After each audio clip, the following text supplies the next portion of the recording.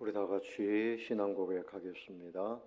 전능하사 천지를 만드신 하나님 아버지를 내가 믿사오며 그 외아들 우리 주 예수 그리스도를 믿사오니 이는 성령으로 잉태하사 동정녀 마리아에게 나시고 본디오 빌라도에게 고난을 받으사 십자가에 못 박혀 죽으시고 장사한 지 사흘 만에 죽은 자 가운데서 다시 살아나시며 하늘에 오르사 전능하신 하나님 우편에 앉아 계시다가 저리로서 산자와 죽은 자를 심판하러 오시리라.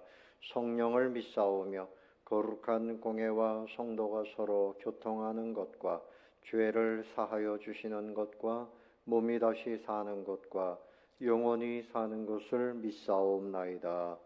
아멘. 아버지 하나님 감사합니다. 영광을 올려드립니다. 오늘 새벽에 이곳에 임재하시고 영광 받으시며 우리 심령마다 은혜로 충만케 채워 주옵소서. 예수님의 이름으로 기원하옵나이다. 아멘. 찬송가 425장 주님의 뜻을 이루소서 함께 찬송합니다. 주님의 뜻을 이루소서. 고요한 중에 기다리니 진흙과 같은 날 빚으사 주님의 형상 만드소서. 주님의 뜻을 이루소서. 주님 발 앞에 엎드리니 나의 맘속을 살피시사 눈보다 희게 하옵소서. 주님의 뜻을 이루소서. 병들어 몸이 피곤할 때 권능의 손을 내게 펴사 강건케 하여 주옵소서. 주님의 뜻을 이루소서. 온전히 나를 주장하사 주님과 함께 동행함을 만민이 알게 하옵소서. 아멘. 성경 말씀은 창세기 36장 1절부터 12절까지 보도록 하겠습니다. 에서 곧 에돔의 족보는 이러하니라. 에서가 가나안 여인 중 헷 족속 엘론의 딸 아다와 시위 족속 시브온의 딸인 아나의 딸 오홀리바마를 자기 아내로 맞이하고 또 이스마엘의 딸 느바요스의 누이 바스맛을 맞이하였더니 아다는 엘리바스를 에서에게 낳았고 바스맛은 루엘을 낳았고 오홀리바마는 여우스와 얄람과 고라를 낳았으니 이들은 에서의 아들들이요 가나안 땅에서 그에게 태어난 자들이더라. 에서가 자기 아내들과 자기 자녀들과 자기 집의 모든 사람과 자기의 가축과 자기의 모든 짐승과 자기가 가나안 땅에서 모은 모든 재물을 이끌고 그의 동생 야곱을 떠나 다른 곳으로 갔으니 두 사람의 소유가 풍부하여 함께 거주할 수 없음이로라. 그들이 거주하는 땅이 그들의 가축으로 말미암아 그들을 용납할 수 없었더라. 이에 에서 곧 에돔이 세일산에 거주하니라. 세일산에 있는 에돔 족속의 조상 에서의 족보는 이러하고 그 자손의 이름은 이러하니라. 에서의 아내 아다의 아들은 엘리바스요 에서의 아내 바스바스의 아들은 루엘이며 엘리바스의 아들들은 대만과 오말과 스보와 가담과 그나스요. 에서의 아들 엘리바스의 첩 딥나는 아말렉을 엘리바스에게 낳았으니 이들은 에서의 아내 아다의 자손이며 12절까지 보았습니다.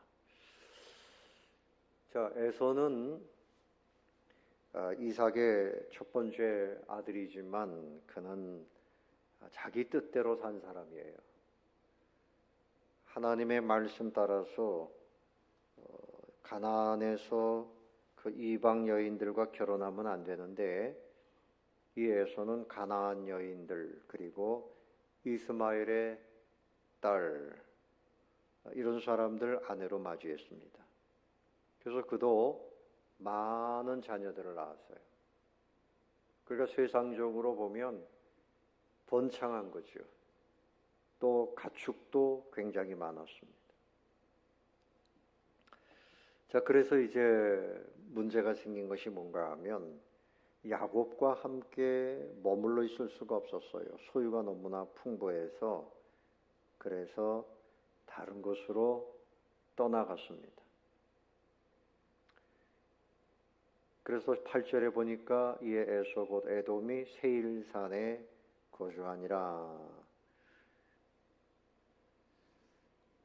그래서 이 가축이 풍부하고 그래서 떠나간 것은 일차적인 이유고 근본적인 것은 하나님께서 이제 그들과 함께 야곱과 함께 하지 않도록 떠나서 산과 들에서 칼을 의지하고 살 것이다. 창세기 27장에서 예언하신 그 말씀이 이루어지는 그런 과정이죠. 여러분, 풍요와 번성 이것이 우리의 삶의 목표가 돼서는 안 됩니다. 그보다 더 중요한 것은 그런 중에 하나님과 동행하는가, 하나님의 뜻대로 사는가 하는 것이 중요한 것이죠.